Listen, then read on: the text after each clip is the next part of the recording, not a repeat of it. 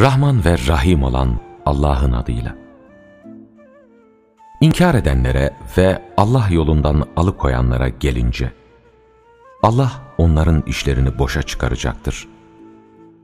İnananların ve iyi işler yapanların ve Muhammed'e indirilene, ki o Rablerinden gelen bir gerçektir, inananlarınsa günahlarını örtecek ve onların durumlarını iyileştirecektir. Bu, inkar edenlerin yanlışın peşine düşmelerinden, inananlarınsa Rablerinden gelen gerçeğe uymalarından dolayıdır. İşte Allah kendi durumlarını insanlara böyle anlatır. Savaşta inkar edenlerle karşılaştığınızda boyunlarını vurun. Sonunda onların savaş güçlerini çökerttiğinizde de bağı sıkı bağlayıp esir alın.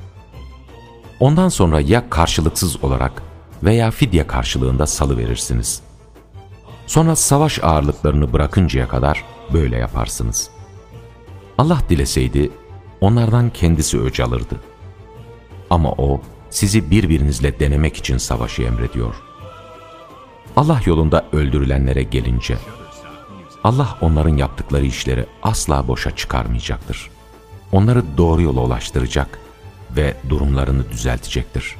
Ve onları kendilerine tanıttığı cennete sokacaktır. Ey iman edenler! Eğer siz Allah'a yardım ederseniz, O da size yardım eder ve ayaklarınızı sağlamlaştırır. İnkar edenlere gelince, onları yıkım beklemektedir. Çünkü Allah onların işlerini boşa çıkaracaktır. Bunun nedeni, onların olanların sonlarının nasıl olduğunu görmek için yeryüzünde gezip dolaşmıyorlar mı? Allah onları yerle bir etmiştir. İnkar edenleri de benzer cezalar beklemektedir. Bu böyledir. Çünkü Allah inananların koruyucusudur. İnkar edenlerin ise hiçbir koruyucusu yoktur. Kuşkusuz inananları ve iyi işler yapanları altlarından ırmaklar akan cennetlere sokacaktır. İnkar edenlere gelince, onlar dünyada biraz yaşar, hayvanların yediği gibi yerler. Sonunda varacakları yer ateştir. Seni sürüp çıkaran o kentinden daha güçlü nice kentler vardı ki, biz onları yok ettik. Öyle ki onlara hiçbir yardım eden de olmadı. Rabbinden apaçık bir kanıt üzere bulunan kimse, kötü işi kendisine güzel gösterilen ve tutkularına uyan kimse gibi olur mu? Allah'tan korkanlara söz verilen cennetin durumu şöyledir.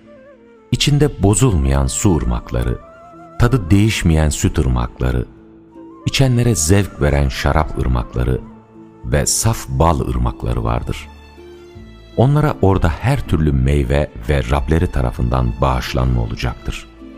Hiç bunlar ateşte sürekli kalacak ve bağırsaklarını parça parça edecek kaynar sudan içirilen kimseler gibi olur mu?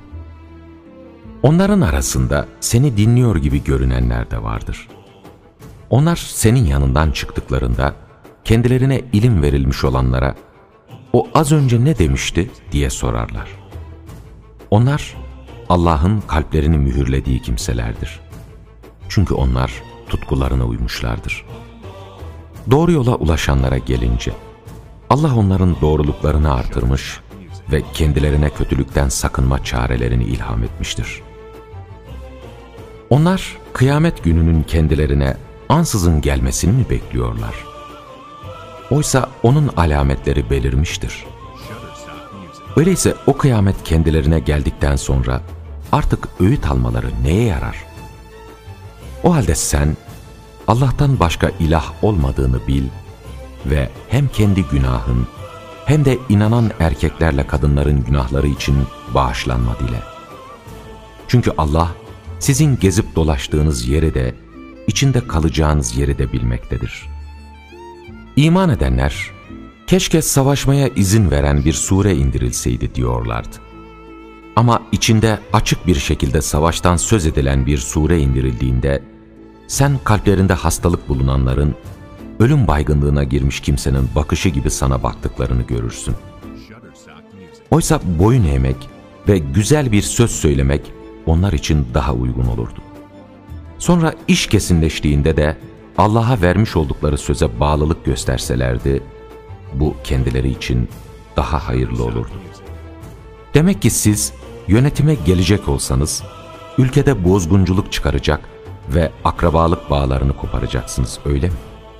İşte onlar, Allah'ın lanetleyip sağır yaptığı ve gözlerini kör ettiği kimselerdir. Onlar hala Kur'an'ı düşünmeyecekler mi? Yoksa kalplerinin üzerinde kilitler mi var?